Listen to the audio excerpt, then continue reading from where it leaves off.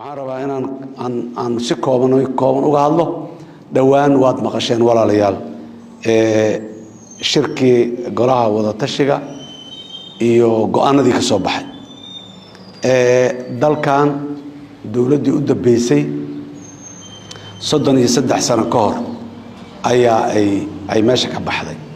33 sanana dadka Soomaaliyeed duruufo kala duwan oo aad iyo aad u kala iyo soo mareen dhibaato ummada ay soo marto waxaan u malaynayaa deetii Ilaahay uu nooga naxariistay aan noo dhiman duufaano dhulgariiryo maxaan ku iraahdaa masiibooyin aafooyin Ilaaha naga hay waxa naga iska hayn karnay ma ahayn Ilaaha naga hay Ilaahay maadi laakiin wixii bini aadan liidanaan iyo qaab darooyin kale oo bini aadan sameey karayo dhan waa soo sameeyay waa isku sameeyay ummadeena ku dhax sameeyay si fardi ay si caama intaba 33 sano taariikhdeena gadaal inaan u fiirno u baahnaa wixii dhacay dalkan ka dhacay kadibna intaas oo dhan waxaan ku qanacsanay maalintii dawladdu ay burburtay intii ka dambeysay waxa uu orod iyo sacay loogu jiray sidii dawladdu heli lahaa sidii dawladda in la helana tawfiiqda Ilaahay inuu ku waafajiyo Ilaahay fududeeyo ka sokow xigmad iyo aqli iyo waxay u baahan tahay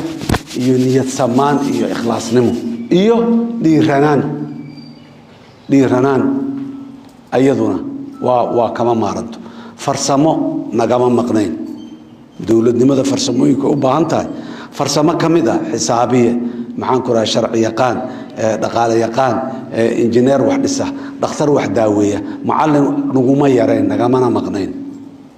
laakiin waxa naga maqan waxay ahayd xigmadii niyadii sameed isku qalbi furnaanta rabitaanka ummadnimo maaha midka shakhsiga rabitaanka ummadnimo intaba ama waa naga maqnaayeen oo yaana rabitaan la'aan aanan rabinay nooga maqnaayeen ama faham yari nooga maqnaayeen waqtiga maanta aan maraynahay rabitaan la'aan aanan rabin nooga maqna meelaha qaarkood faham yari ayay nooga maqan yihiin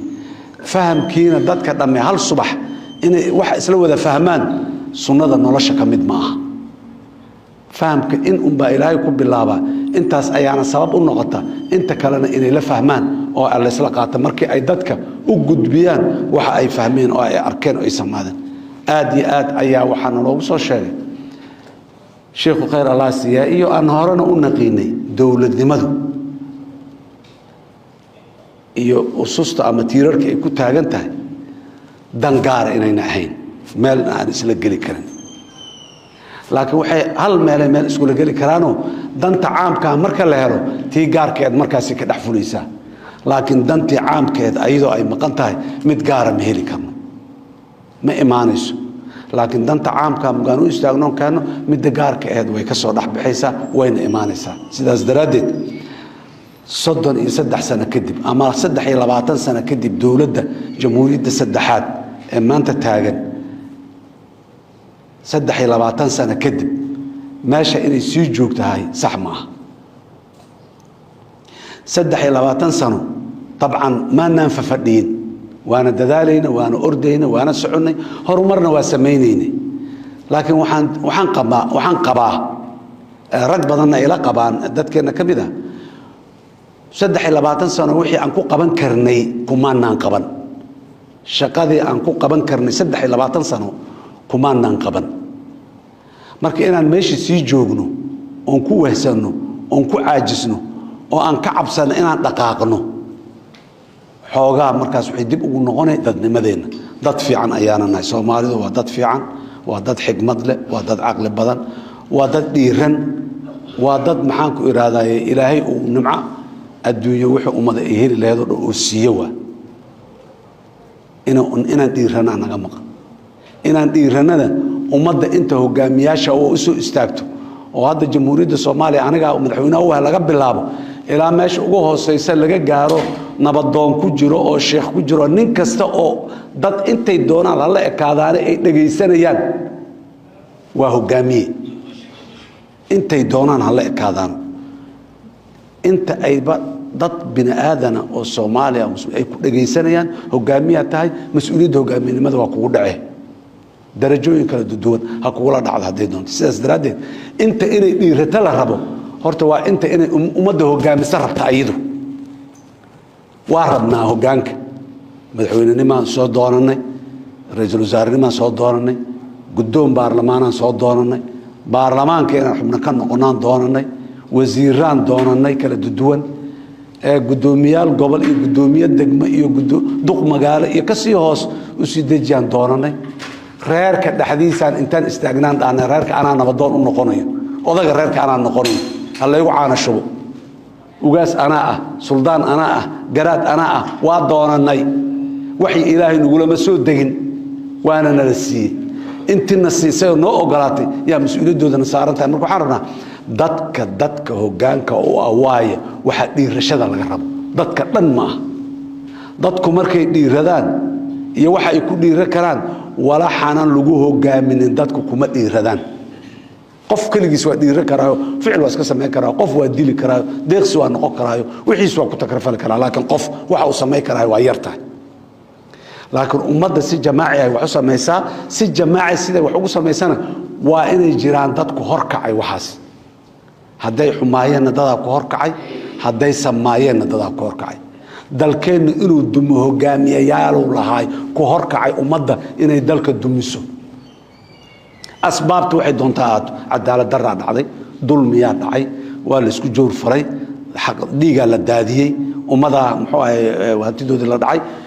waxay doonto ha ka dambayso laakiin dadaa ku horkacay dowladda inay dunto dadku inay isdilaan magaaladu dunto wuxuu baaba'aan niyad xataa san hadday ka ahay wax sax hadduu islahay haddee waa uun siday noqotay qadarta rabbina waa ku jirtay maanta marka maxaa dhiman ma dhismaayo dalku dowladnimadana ma imaanayso haddaan dadku horkaca haddana aanan la helin laa yugayiru maa biqowmin xataa yugayiru maa bianfusihim waa sidaasoo dowlad iyo nidaam iyo annagoo haysanay annagaa isbeddel doonanay burbur dagaal sokeeya kala carar annagaa go'aansanay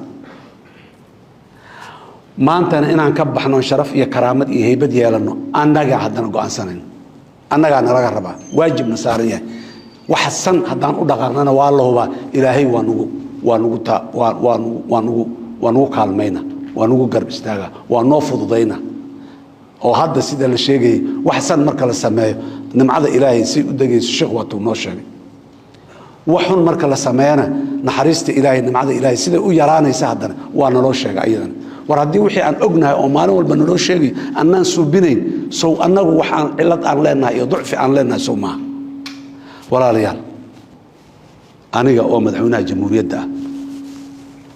nimanka kale ee maxaan ku rahay hoose ee loo doortay ayaguna inay noqdaan dowlad goboleedyada waa shirnay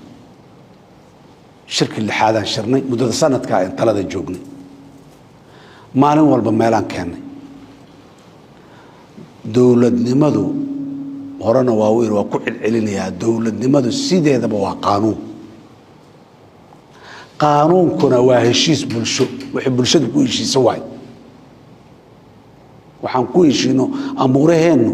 aansaan u maamulanno aansaan u dhaqanno wixii aan ku heshiina ayaa noo ah